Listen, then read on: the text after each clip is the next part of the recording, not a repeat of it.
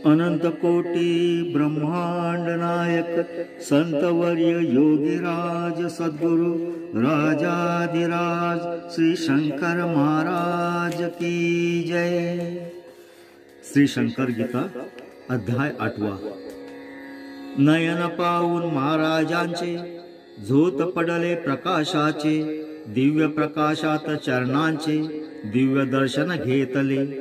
दिव्यत्वाचा अखंड झरा, दिव्यत्वाचा मेरूपुरा, दिव्यत्वाचा सागर खरा, खरे चरित्र यावोवीत।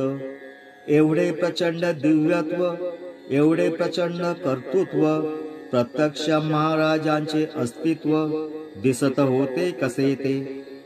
महाराज होते कसे दिसत, हेही पाहणे गमतीचे ठरत। यातही लीला विलास असत महाराजांच्या खुबीने। डोक्यांचे केस अस्ताव्यस्त, दाढी मिशा वाढल्याल्या असत। घाण फाटका सदरा अंगात, विजारही तशीच। कुणाचेही कसलेही कपडे, कपडे घालीत घट्ट ढिलेही। कपड्यांना कसलाच आकार नाही, फक्त देह झाकणे। नित्य ते बाल भावात असत, पिसाटासारखे हसत। हास्याचे प्रकार सप्त असत, हळू मोठे कसेही। हात दोन्ही वाकडे, पायही दोन्ही वाकडे, कंबर शरीर वाकडे, अष्टावक्र महाराज। चालणे त्यांचे वाकडे असत, त्यांना चालता येत नसत। बोलणे त्यांचे बोबडे असत, नीट बोलता येत नसे। सिगारेट ओढीत सतत, पिवळा हत्ती आवडत। 555 पाकिट, शेकडो सिगारेट प्रतिदिन। अस्सल मद्य विदेशी नित्य, बाटल्यांच्या बाटल्या पीत। पान तंबाखूही खात, अनेकदा दररोज। सिगारेट जेव्हा ओढत, राख अंगावर कुठेही पडत। बाटला मद्यांच्या अस्तापित, मद्य अंगावर गळे। पान तंबाखू ते खात, लाल कपड्यावर ती गळत। स्वस्ते जेवताही न येत, अन्न अंगावर पडे। त्यांना भरवावे लागत, भरवणारा असल्यास जेवत। सोलापुरे भस्मे भरवित, आनंदाने महाराजा। नजर तारवटलेले दिसत, मद्याच्या बाटल्या जवळ असत। सिगारेट पाकिटे समीप असत, पान तंबाखू असेच। रूप ऐसे अजागळ, शरीर दिसे अमंगळ। बावळट वाटावे केवळ, ऐसे महाराज वर्णन। जे जे वर्णन झाले असत, त्यास लेखनी तयार नसत। प्रत्येक शब्दास लेखनी अडत, ऐसे कैसे लिहावे। भक्त खवतील वाचून, ऐसे कैसे लिहिले म्हणून। त्यांनाच वाटले सत्यवर्ण, ज्याने पाहिले महाराजा। म्हणून हा भाग गाळावा ठरविले, परी महाराज उद्गारले। याच अध्यायात हे पाहिजे आले, दिव्य प्रचिती दिलीही। समर्थातही जे पाहिले, असमर्थातही जे पाहिले। दोन्ही ठिकाणी असणे पाहिले, हेच त्यांचे वैशिष्ट्य। हा बोध या वर्णनातून स्पष्टपणे येतो दिसून। हाच हेतू या वर्णनाचा असून, म्हणून वर्णन घडविले। बरोबर कोणी असल्याविना चालता येत नसे महाराजांना। सिगारेट मद्य तंबाखू त्यांना देण्या मनुष्य हवाच। जेव्हा महाराज सोलापुरात भस्मे पान कुटून देत, महाराजांना भरवित भक्तिभावे प्रेमाने। महाराजांचे प्रेम फार, भक्त भस्मे यांच्यावर। भस्मे यांची महाराजांवर, निष्ठा खोल अपार। अजान भाऊ महाराज असत, दोन डोळे तीक्ष्ण असत। जणू दोन हिरेच चमकत, चंद्र सूर्य रूपाने। महाराज बोबडे बोलत, शब्द नेट न उलगडत। ऐकणारासा बोधन होत, काय बोलले न कळे। परी महाराज जे बोलत, काळही ते बदलू न शकत। बोलल्याप्रमाणेच घडून येत, वाचा सिद्धी होतीच। कधी भरजरी बांधित फेटा, रत्न सुवर्णांच्या गळ्यात कंठा। सदरा रेशमी भारी मोठा, मोठ्या ऐटीत राहत. सर्व बोटात अंगठ्या असत, सुवर्णांच्या रत्न जडित. चौकोनी पवित्रक बोटात, चमकदार अंगठा. चहाचा शोक त्यांना भारी, चहा होई घरोघरी. स्वतःही ते चहा करी, अनेक वेळा घेत ते. खिचडी मटार घातलेली, कांद्याची भजी तळलेली. आवड या वस्तूवर सगळी महाराजांची होतीच. एकादशी दिवशी खुशीत कांदे खात राई. निषिद्ध त्यांना काहीच नाही, ऐसे अपूर महाराज. भजनांची त्यांना आवड असत, संगीत भजन मुद्दाम ऐकत. स्वतः रागदारीत गात, नाचत असती गाताना. महाराज जेव्हा नाचत, भक्ताच विविध दर्शन होत. विविध देवांची साक्षात धन्यता वाटे भक्तांना. महाराज जेव्हा कुठे येत, आल्यावर मी आलो म्हणत. महाराज ऐसे जेव्हा म्हणत, धन्य भक्त होत असे. महाराज अगदी निर्भय असत, रात्री अपरात्री न भीत. कधी कशाचे कुणाचे भय नसत, भीती कसली न ठाऊक. निर्मळ भाव निर्मळ मन, लोकांच्या अडचणी जाणून. संकटात अचानक धावून, वाचविले भक्तांना. बालपिशाच उन्मत, अशा अनेक आविर्भावात. प्रखर राजयोगी असत, धनाढ्य गर्भ श्रीमंत. प्रत्यक्ष परब्रह्म साक्षात, महाराजांच्या रूपात नांदत. अध्यात्म ज्ञानाचे योगेश्वर असत, सुख शांतीचा सागर. मुंबईचे वासुदेव बांबोर्डीकर यांचे पोट दुखत फार. ठरले ऑपरेशन होणार, रात्रीचा ठणका लागला. एकटेच होते घरात, दुःखाने झाले अतित्रस्त. कोणी रात्री पाठ दाबत, दुखणे बंद जाहले. घरात तर कोणी नाही, तोच आवाज ऐकू येई. तू ऑपरेशन करून घेई, बरा होशील निश्चित. आवाज महाराजांचा ओळखत, महाराजच पाठ दाबत कळत. पुढे ऑपरेशन सुरू होत, महाराज तेथे आलेच. वासुदेवाच्या आईस वदत, महाराज तिला धीर देत. ऑपरेशन यशस्वी होत, 9 डिसेंबर तारीख. पुढे बऱ्याच दिवसानंतर येत, महाराज वासुदेवास म्हणत, डॉक्टर तुझं इंजेक्शन देत, डाव्या हातावर येते. 9 डिसेंबर तारीख असत, ऑपरेशन तुझे होत. ऐसे विचारून सदरा काढत, हात आपला दाखविला. महाराजांच्या हातावर त्याच ठिकाणी बरोबर ऑपरेशनच्या खुणा सर्वत्र स्पष्ट दिसू लागल्या. क्लेश स्वतः स्वीकारले, वासुदेवास बरे केले. महाराजांचे उपकार आठवले, वासुदेव थक्क होई. महाराज आपल्या भक्तांस अखंड भगवन नाम घेण्यास आवर्जून सांगत या व्रतास. नाम महिमा अगाध. महाराज अखंड नामस्मरणात तल्लीन ध्यान मग्न असत. त्यांची परावानी कार्यरत, अखंड जागृत असेच. महाराज शिष्यांना सांगत, माझे सद्गुरु विख्यात. अक्कलकोट स्वामी समर्थ असत, स्मरा त्यांना प्रतिदिन. हीच माझी खरी भक्ती पहा, स्वामी समर्थांचे स्मरण करता. मी झालोच म्हणून समजा, अगदी तृप्त प्रसन्न. महाराजांचे अत्यंत प्रेम 2 ग्रंथावर असत. दोन्ही ग्रंथ मुखोद्गत, उलट सुलटही म्हणत. कोणतेही ओवी कोणत्या पानावर, महाराज सांगत सत्वर. समर्थांचा दासबोध सुंदर, ज्ञानेश्वर माऊली.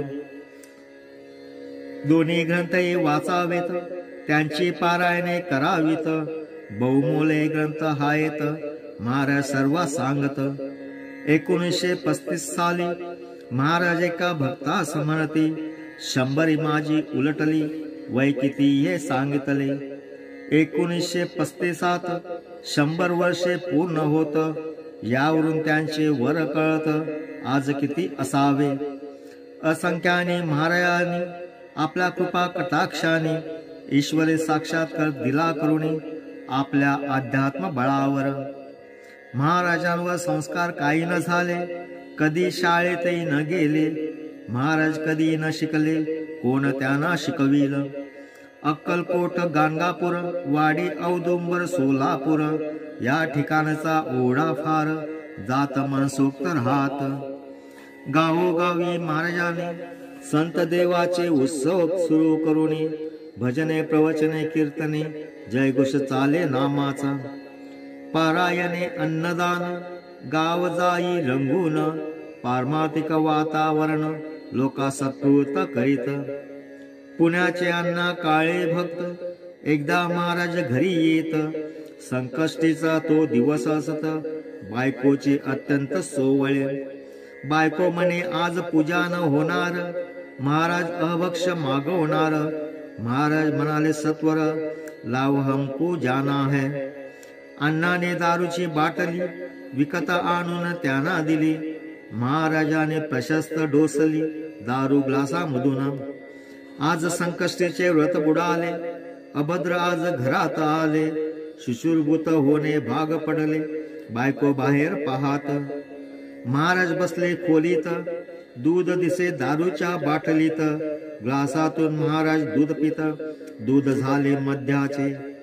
दोघे झाले अगदी चकित, संकष्टीस प्रत्यक्ष गणेश येत. आणि दूध पिऊन जात, कळले नाही दोघांना. एक श्रीमंत ग्रहस्थ असत, त्यांना श्रीमंतीचा गर्व होत. ते शर्ट शिवून देत, चायना सिल्कचा महाराजांना. श्रीमंताचं महाराज म्हणत घाल माझ्या अंगात. महाराजांचे हात वाकडे असत, शर्ट काही जाईना. कसा बसा शर्ट गेला, श्रीमंताने हार घातला. महाराज म्हणाले सर्वांना, कसा दिसतो आता मी. मसाला पान मागितले, महाराज पान चगळू लागले. मुखरस पान चगळलेले गळू लागले शर्टावर. महाराज दोन्ही बायाने सतत मुख आपले पुशीत.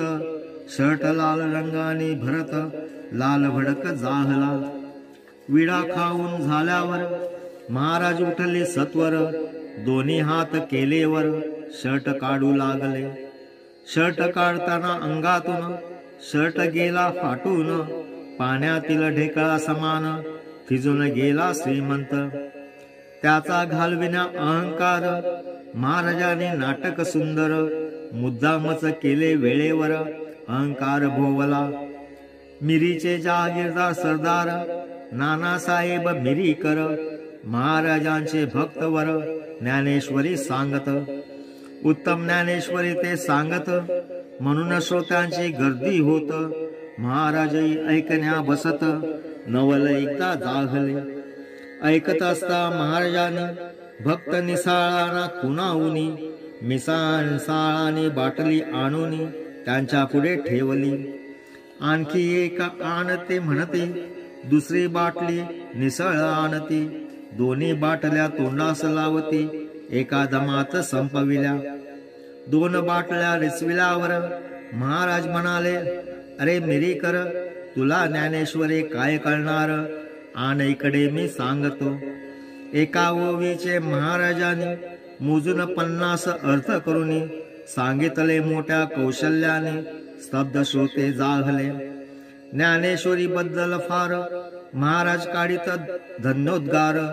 ज्ञानेश्वरीचे करते ज्ञानेश्वर, म्हणून नाव ते पडलेच.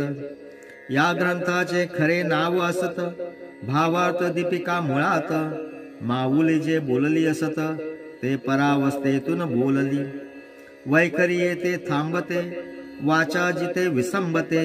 अशा अत्यंत प्रेममय अवस्थेमध्ये माऊली ती असताना सरस्वतीने साक्षात त्या प्रेममय अवस्थेच्या गंगोधात स्नान करून प्रशस्त झाली शब्दरूप अवस्था.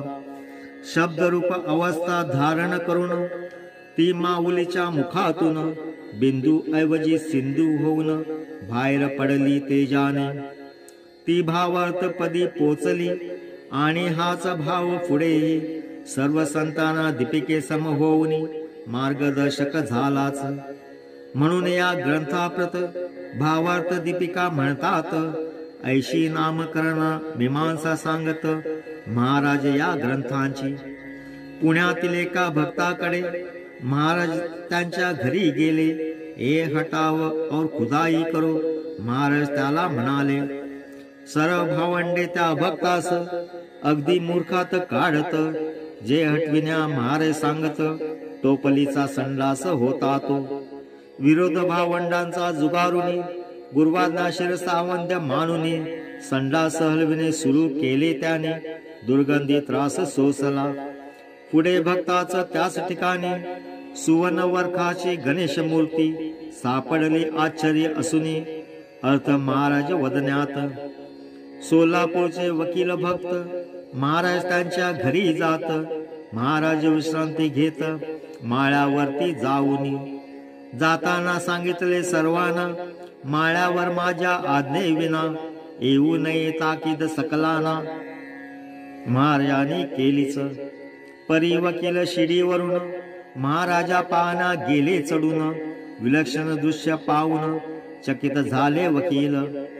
महाराजांचे पाय एका खुंटीवर, दुसरा पाय दुसरा खुंटीवर, डोके कोणाडात तर अवयव विविध ठिकाणी।